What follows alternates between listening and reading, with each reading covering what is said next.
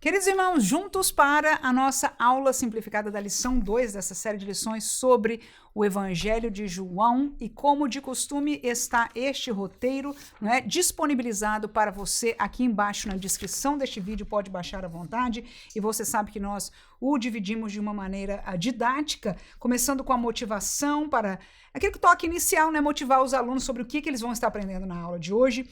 E na aula de hoje vamos estar trabalhando cada um dos nossos objetivos junto com o tópico da lição. Assim que cada um dos irmãos que está acostumado a lidar com os tópicos da lição e comentar o comentário vai estar muito mais próximo para você, você vai ter menos dificuldade às vezes de associar algo diferente. Então vai estar juntinho aí.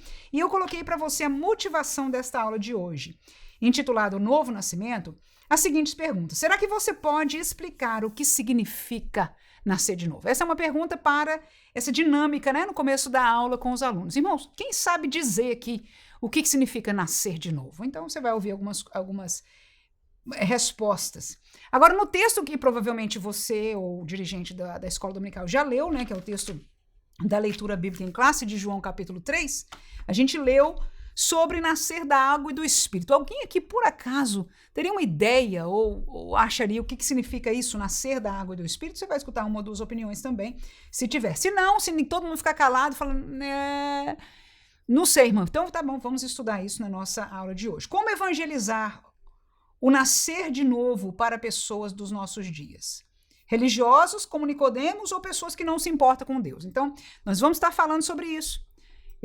Como evangelizar este evangelho de Jesus nos dias de hoje, tanto para pessoas religiosas, como era o caso de Nicodemos, e hoje são outras as religiões, que nós temos mais contato com elas. No caso, na época, o judaísmo era aquela que Jesus teve contato direto. Para nós, hoje, tem o catolicismo, as religiões ocidentais, as religiões orientais têm crescido muito, muitos muçulmanos também aparecendo em nossos países, assim que seriam outros grupos religiosos, e pessoas que são ateus ou que não se importam muito, enfim, não tem um pensamento apartado da religião, falam de espiritualidade, mas não de religião. Então a pergunta é, o que destas coisas, o que nós deveríamos fazer biblicamente para evangelizar? Os objetivos são 3 que eu vou propor para você, professor, como eu disse, paralelo à própria lição. Primeiro, o objetivo é aprender do diálogo entre Jesus e Nicodemos.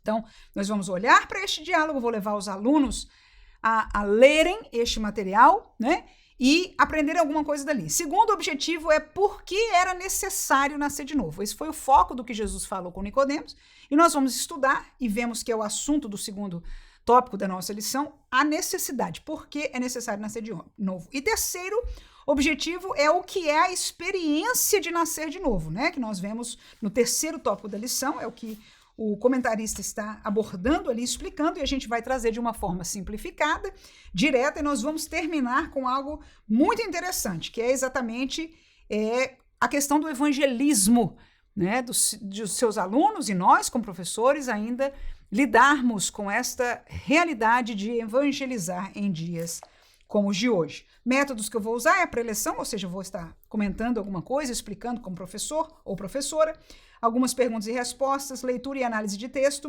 e nós vamos fazer uma aplicação para o nosso contexto, que seria o evangelismo de hoje, como eu expliquei, vai ser na síntese desta lição.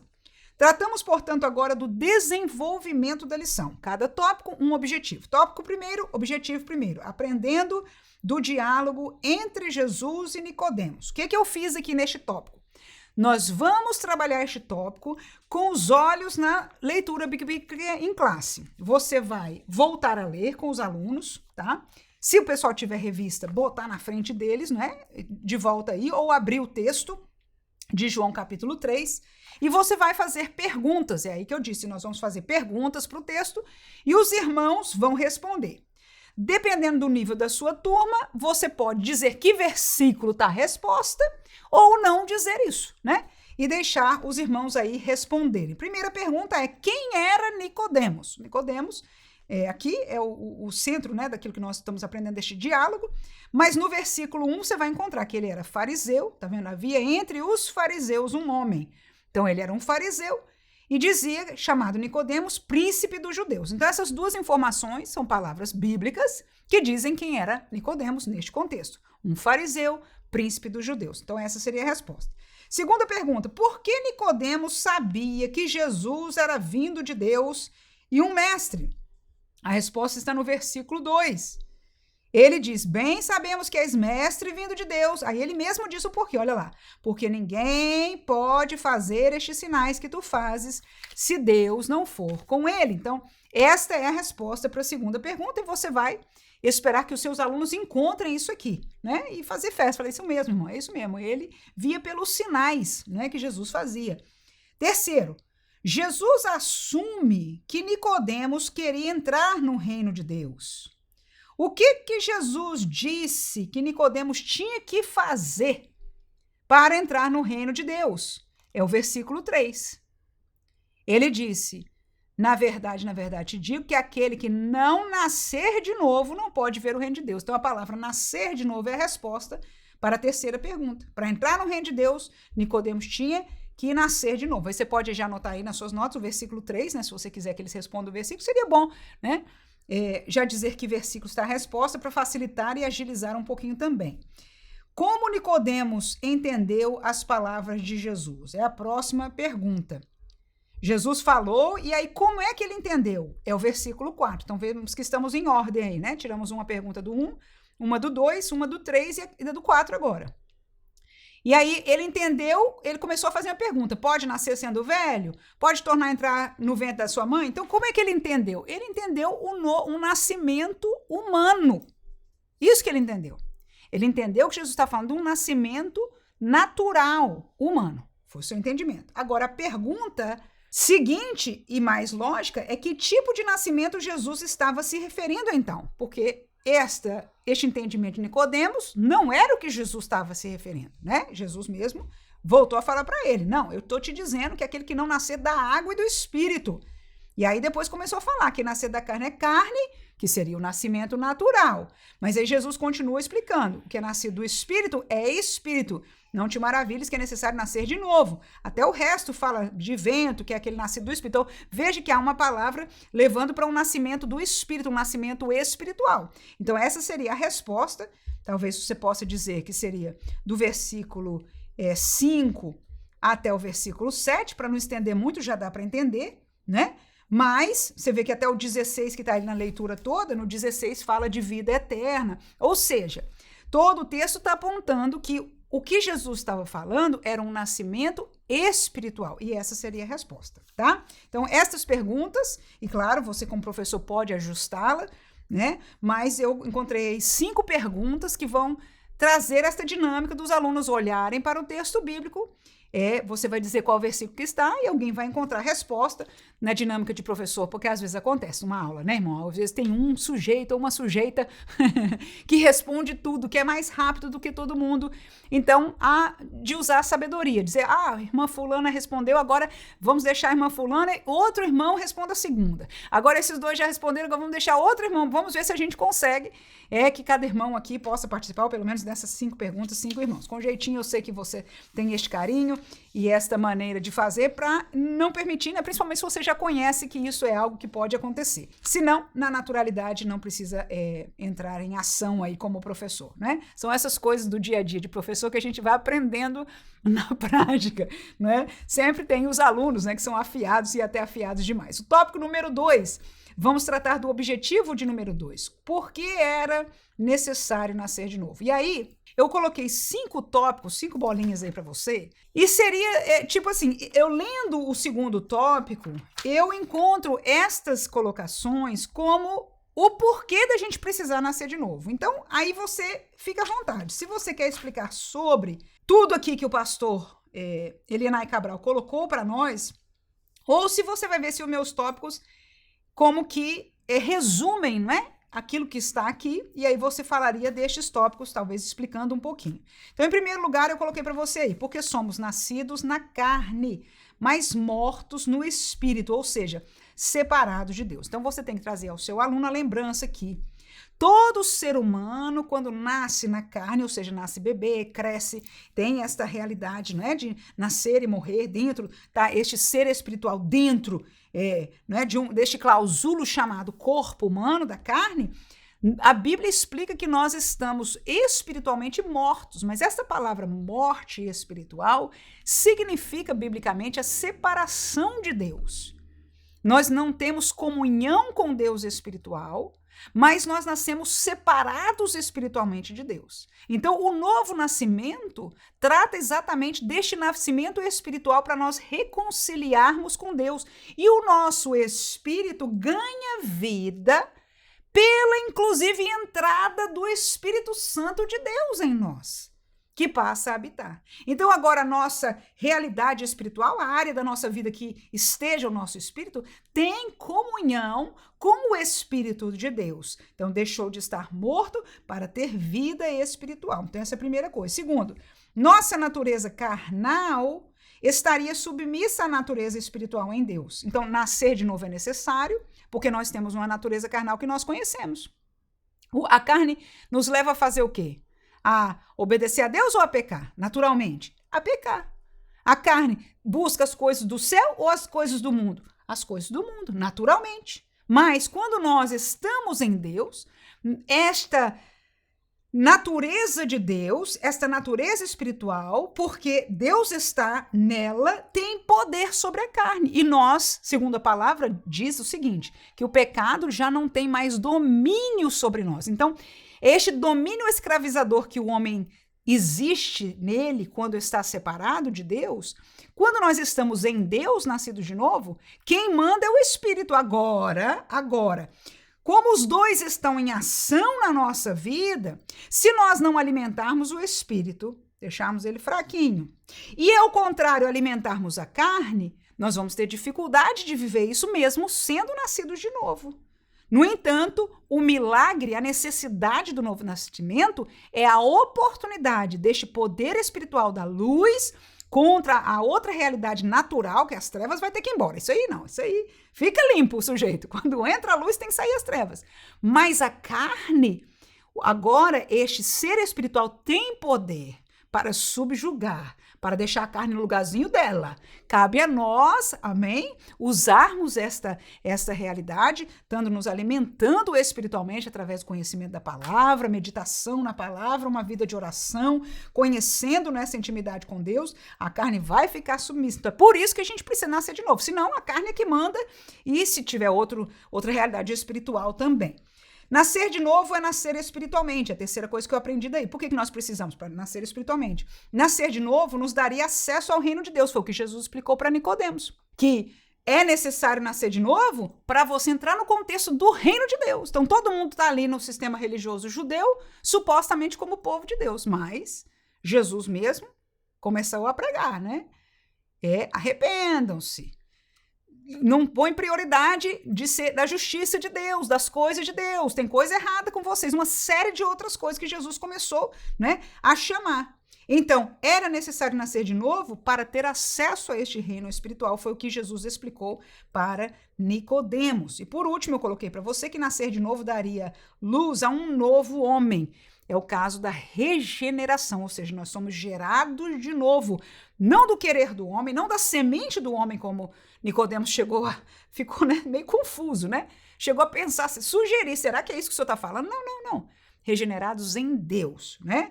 Então, nós nos tornamos, no contexto bíblico, nós aprendemos que nós tornamos um novo homem. E se você não teve a oportunidade e quiser ver mais sobre a teoria deste tópico na nossa lição normal aqui do nosso canal, né? Nós temos essa simplificada, mas nós temos uma lição que sempre fazemos ela mais robusta, né?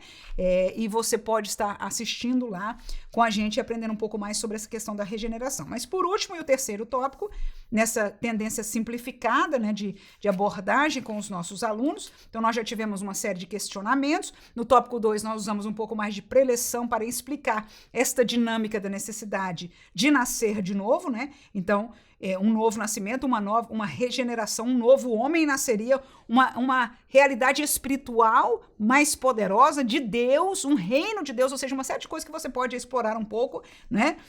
Com a ajuda direta de ler um pedaço da lição aqui, ou de explicação como eu fiz. Terceiro tópico, e também terceiro objetivo, o que é a experiência de nascer de novo? Então eu pus aí, e é nesse tópico que você vai ler alguns versículos com os irmãos. Aí, aquela mesma dinâmica, né? Você pode passar cada um já aqui, passar para um versículo, outro. Pode pôr num papelzinho para um, para outro. Pode deixar que aqueles que estejam prontos primeiro leiam, mas você vai ter a oportunidade de ler mais alguns textos bíblicos. É muito importante que nós tenhamos não só explicações bíblicas, mas abramos a Bíblia, ou leiamos a Bíblia. Claro que são pessoas que são analfabetas, você vai ler. Leia pausadamente, leia 2 vezes, mas vamos deixar a palavra de Deus como ela é, não só a nossa explicação, é uma bênção. Nós dizemos, olha, está na Bíblia isso. Mas ao lermos a palavra de Deus, irmãos, Deus tem este compromisso, é algo extraordinário, que só nós vivendo isso, né? E vai trazendo, enraizando este amor no coração dos irmãos, e vai enraizando a autoridade, porque esta palavra é espiritual e ela tem uma autoridade nela, graças a Deus por isso. Então vamos lá, tópico terceiro. O novo nascimento requer uma decisão por parte do ser humano. Ele acontece da seguinte maneira, é o processo do novo nascimento. Eu pus 7 passos. Qual o primeiro? A pessoa ouve a palavra da salvação.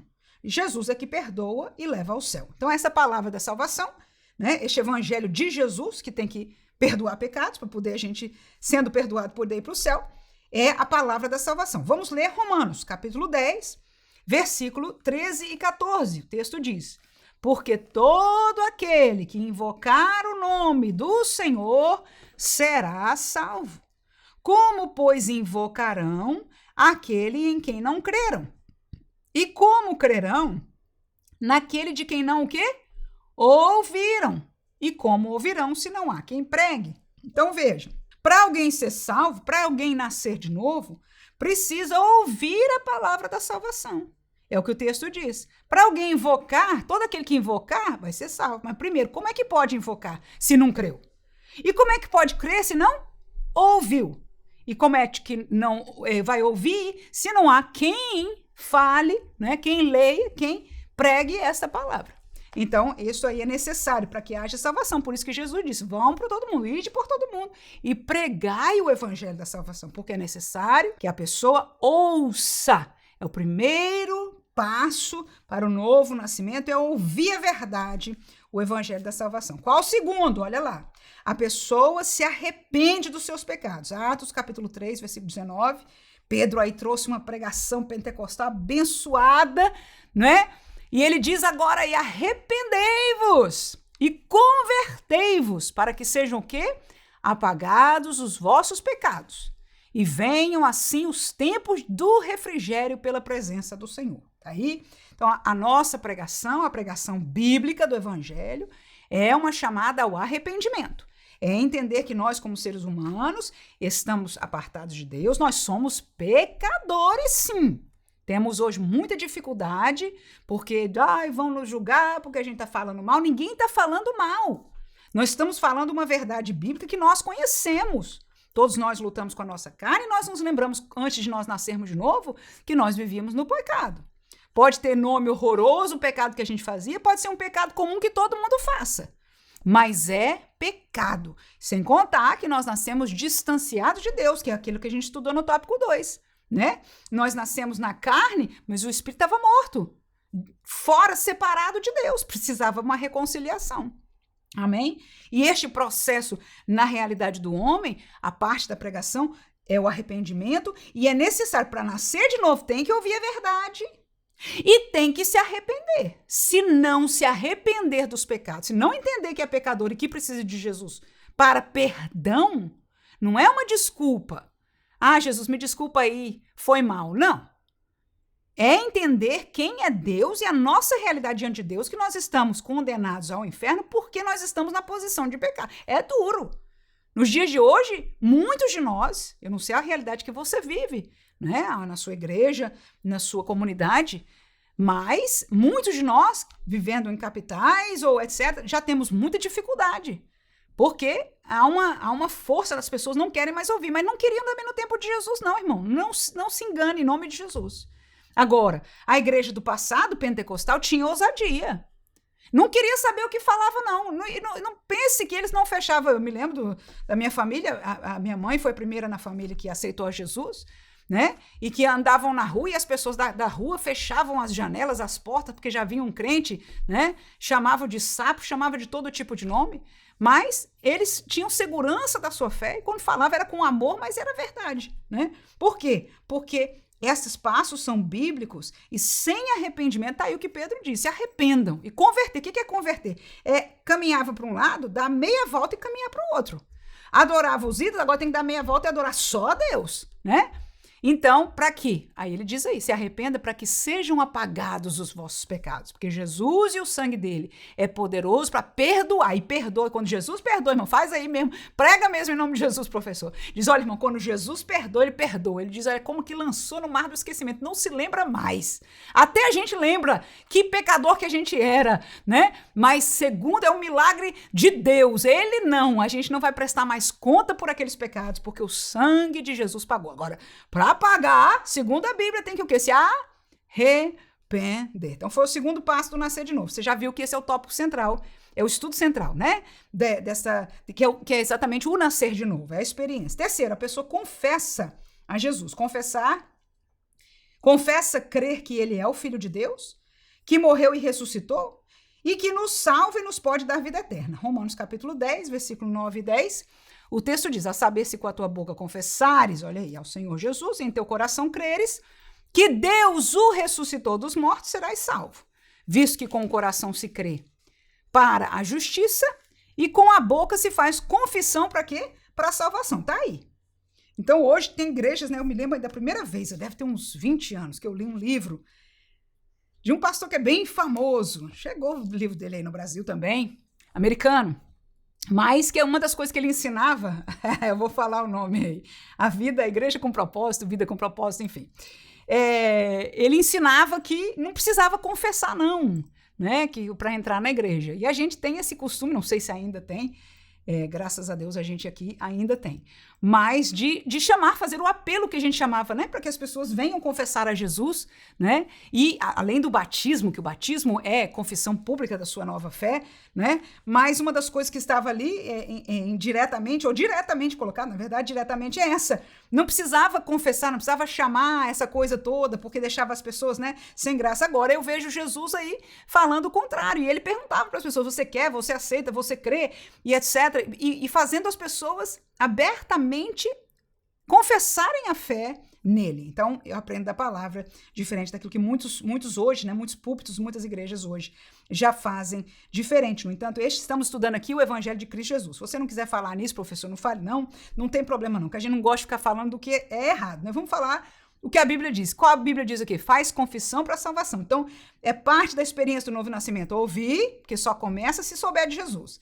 Se arrepender e confessar Jesus. Confessar que crê que ele veio, que ele era o Filho de Deus, crê que ele morreu, crê que ele ressuscitou, crê que ele nos salva e nos vai dar vida eterna se permanecermos. Quarto ponto aí, mais uma vez, este roteiro está disponibilizado gratuitamente para você aqui na descrição, naquele maisinho que tem ali, você toca nele, é pequenininho, né? Ele abre aí para baixo, vai ter um link, que fica azulzinho, né?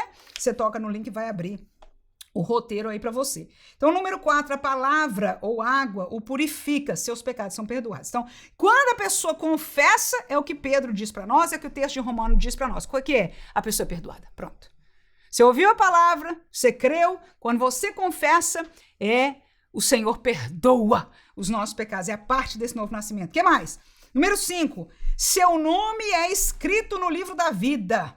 É interessante a gente descobrir sobre este livro, Apocalipse capítulo 21, versículo 27, diz, e não entrará nela, é a cidade celestial, coisa alguma que contamine e cometa abominação e mentira, mas só quem é que vai entrar no céu? Tá lá, escrito aí.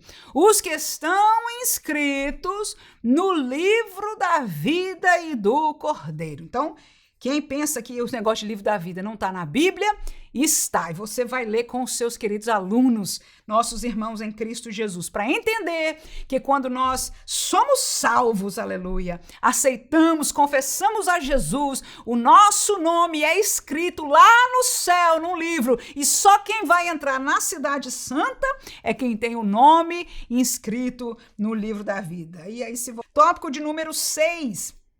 Ele ou ela experimenta uma mudança sentida no interior que se reflete no exterior. É uma transformação pela operação do Espírito, o qual passa a viver no crente. Então, nós estamos falando do processo de nascer de novo. Ouviu, se arrependeu, confessou, foi perdoado, nome escrito no livro da vida, e agora o sujeito sente algo novo dentro de si. É uma felicidade, é uma leveza, é uma alegria. Aleluia! Por quê? Porque o Espírito veio habitar nele. A gente vai descobrindo depois, lendo a Bíblia, aprendendo, né, crescendo, discipulando. No momento ele não sabe, ele não conhece a teologia de nada, mas que ele está feliz, ele está. Que ele se sente leve, liberto. Alguns foram libertados de demônio, outros naquele dia foram libertados de vício, outros foram libertados de uma carga de ódio e todo tipo de libertação, aleluia, porque a luz agora habita nesta vida. Então há uma transformação espiritual. Agora vai um detalhe, é o que acontece por dentro, reflete fora. Naturalmente, depois que nós somos transformados, quando há uma experiência genuína de conversão, de novo nascimento, às vezes até sem participação de ninguém, sem explicação de ninguém, sem conhecer nada dessas coisas de que é ser crente ou deixar de ser. O sujeito ou a sujeita vai colocar uma roupa ou vai tentar ir para um lugar onde ele ia junto com os amigos e não consegue, não se sente bem. Foi para o barzinho no fim de semana, não sabia que crente não pode, né? Com os amigos na sexta-feira, depois tomar uma cerveja lá, mas vai e fica incomodado e diz, que é isso? E as pessoas também, parece que aquela conversa não cai mais para você e você sente, né? Que é isso? É que houve uma transformação, aleluia, né? Alguns, quando já são novos convertidos, já chega alguém junto para trabalhar com o discipulado, outros não, né? Mas uma forma ou de outra o Espírito está, né? Importante que nós tenhamos, né? O ideal seria que dentro da igreja alguém já chegasse junto dos novos convertidos com muito carinho, com muito amor, né? Talvez até ter algum material que se possa ler para que as pessoas, eu me lembrei agora neste momento do meu esposo, que ele veio para Jesus, ele veio à igreja porque os seus pais o trouxeram na adolescência, mas ele veio para Jesus lendo uma lição da escola dominical, né? Uma dessas séries de lições que para os adolescentes, na época que ele se converteu, falava de tudo errado que ele fazia. Ele descobriu, botou a mão na cabeça e disse, meu Deus, tudo que eu faço diante de Deus é errado, sentiu-se pecador, confessou, né? Mas qual foi a bênção da revistinha? É que ele já sabia o que fazer, já sabia o que era ser crente. Ao mesmo tempo que ele descobriu que estava fazendo errado, ele já sabia automaticamente o que era certo. Amém? Então, essas coisas facilitam. No entanto, o que nós queremos entender mais forte é que há uma mudança espiritual radical. É de luz para as trevas, em verdade, de trevas para a luz. É radical. É radical. O que acontece dentro. E vai refletir devagarzinho fora. Algumas coisas reflete fora imediato, mas nem tudo. Também nós, como crentes veteranos, não temos que dizer, porque deixa Deus trabalhar, irmãos. Vamos ensinar, vamos amar, não vamos esconder a verdade da palavra, vamos prezar pelo ensino da palavra e que o Espírito Santo vá trabalhando, porque quando você lê a palavra, você vê que muito carrapicho, muita coisa de muitas pessoas que vieram para Jesus, depois era Paulo e era Pedro e era tirando, né, ensinando, alguns desviavam um pouquinho ali por dentro para a esquerda e diziam, não é assim, você vai ver que todas as cartas é acertando os crentes. E a gente vive uma vida inteira, né, irmãos, o nosso pastor tentando manter o rebanho, aleluia, no serviço, na santidade ao Senhor. Então, o importante é saber que neste processo nós ouvimos, nos arrependemos, confessamos, fomos perdoados, nome escrito no livro da vida e fomos transformados. Amém? A transformação interna foi imediata. E por último, nós fomos transportados espiritualmente das trevas para a luz. Colossenses 1:13, o texto diz, ele nos tirou da potestade, significa do poder, tá? Das trevas. Pronto, é Jesus que nos tirou. Nos tirou, irmão, tirou. E nos transportou para onde? para o reino do Filho do seu amor. Então foi Deus, na verdade, né? Foi Deus que nos tirou do poder das trevas e nos transportou para o reino do seu Filho, que é Jesus agora. Então aprendemos aí os passos, a experiência do nascer de novo. E aí eu perguntaria, quem já participou, quem já teve essa experiência, vamos dar um glória a Deus aqui muito grande nessa classe, porque é coisa maravilhosa, né, irmãos? E alguém que não teve, vem para a igreja, gosta da igreja, tem amigos na igreja, está na igreja há muito tempo, mas nunca está ainda aí, né? Tem as suas coisinhas e diz, isso aqui, mas será que está tudo bem? Não está, não está. Aproveita, se Deus te usar, tocar no seu coração, não é para acusar ninguém, não, é para dar oportunidade do Espírito Santo trabalhar. Amém, professor? Em nome de Jesus.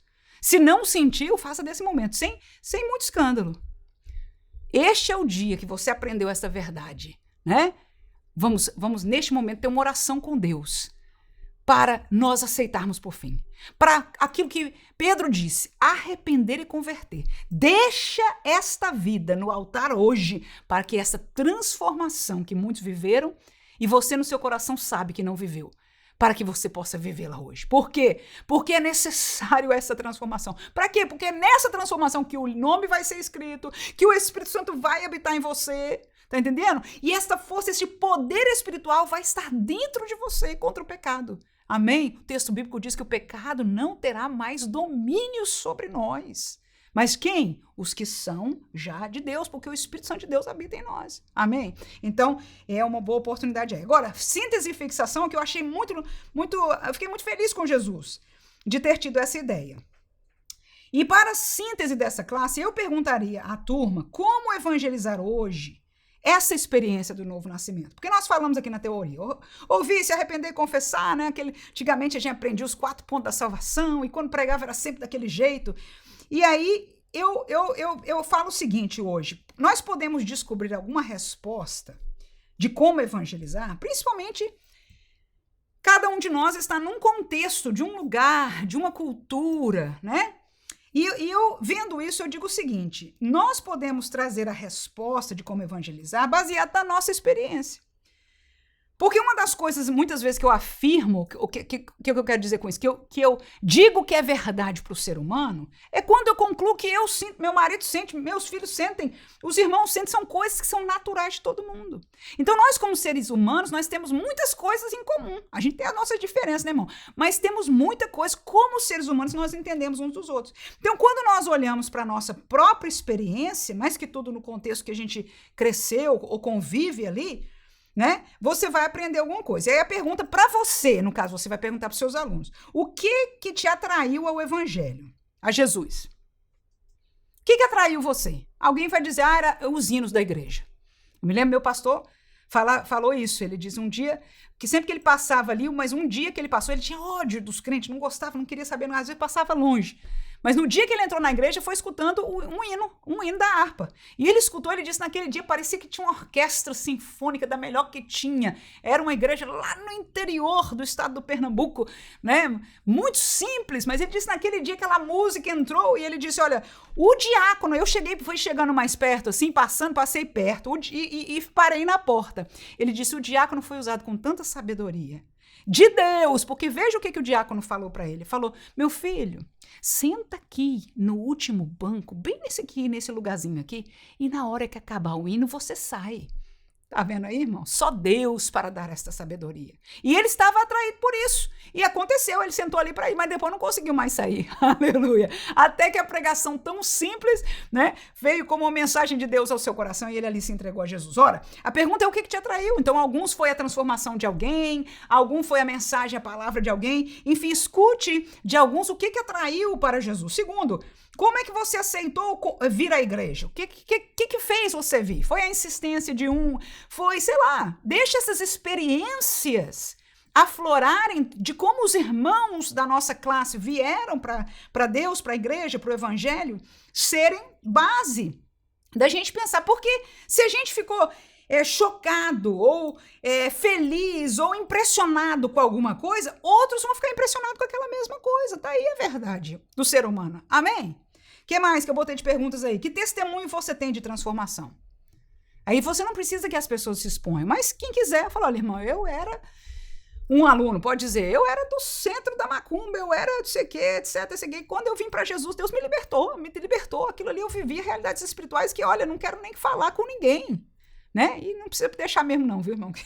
Falar na classe demais. Não precisa falar, mas basta dizer que o poder de Deus, aleluia, de Cristo, é muito maior do que o das trevas e foi tudo embora. Outros vão dizer, olha, eu fui transformada porque eu era uma pessoa, me lembro de uma irmã que veio na nossa igreja e ela dizia, o esposo foi quem converteu primeiro e ela gostava de bares e, enfim, daquela vida social do mundo e etc. E ela reagia muito, eu nem conseguia pensar a vida sem estar naquela vida social do mundo, né? E eu me lembro quando ela contou o testemunho de que a maior transformação que Deus fez nela foi que ela perdeu, né? Ao se arrepender, ela deixou aquilo ali e hoje ela não tem nenhuma lembrança, nenhum sentimento, graças a Deus por isso. Então, cada um vai ter estes testemunhos de transformação, né? Alguns que nasceram já filhos no contexto da igreja, alguns porque saíram, se desviaram, têm algum testemunho, alguns de nós, por exemplo, eu sempre cresci na igreja, etc., apesar de ter na adolescência, não é, alguma baixa na minha vida e algum testemunho de que, né, precisei voltar, me renovar com o Senhor, me arrepender de alguma coisa, não é diferente desses que vêm do mundo, mas você tem este testemunho, não é, de nova vida em Cristo. Mas é muito interessante aqueles que vieram do mundo, porque a gente está com foco na evangelização, né? E vamos terminar esta aula com uma oração pelos perdidos e por nós, para que possamos os guiar com ousadia e com amor ao caminho do novo nascimento. Então, aprendemos o caminho do novo nascimento. Agora, já ouvimos os testemunhos dos irmãos de como eles vieram. Agora, vamos pedir ao Senhor que tenha misericórdia das almas perdidas. E que tenha misericórdia de nós, de cada um, para que a gente possa dar a estas pessoas, oferecer a elas, né, aquilo que nos motivou, aquilo que num certo sentido, é bíblica essa palavra, nos atraiu a Jesus, aleluia. E claro, se Deus nos usar, acrescentar alguma coisa, ter um toque pessoal do nosso testemunho, que foi o que, na verdade, Jesus mandou fazer, né? Aquelas pessoas da primeira igreja ali foram testemunhas do Jesus ressurreto, e o que ele mandou fazer é dar testemunho. E os discípulos, quando foram presos, e o pessoal de cima lá da religião fala, não pode falar, ele diz, olha, a gente não pode falar do que temos visto e ouvido. Então, a nossa realidade, que Deus tem falado ao nosso coração, que na igreja Deus está falando com a gente, que a gente é abençoado por Deus, que a gente sente paz no nosso coração. O que a gente tem como vida, e isso, mesmo quem não veio do mundo do nascimento e não tem uma grande experiência, tem essa verdade, pode compartilhar com alguém. Então, evangelizar é testemunhar algo. Mas quando nós nos lembramos o que nos chamou a atenção, eu achei que isso fosse uma ideia boa. Você, por favor, me diga, professor, se você acha, e se fosse usar em aula isso aqui, né? Eu espero que seja de bênção, se você quiser e puder voltar numa das nossas aulas, dizer, olha, irmã, foi muito bom, os irmãos, etc., e se incentivaram a evangelizar, a contar a sua transformação, a participar com alguém, o que atraiu eles ao evangelho, a fazer a mesma coisa, que Deus ricamente abençoe, não só a você, professor, nessa sua aula, no amor que você tenha pelos seus alunos. Vamos orar, continuar orando por eles, né? E pedindo ao Senhor que nos use, em nome de Jesus, e a eles também, para que nós possamos ver mais almas, mais vidas, que ainda em dias como estes, venham a este evangelho e provem deste novo nascimento, em nome de Jesus. Amém.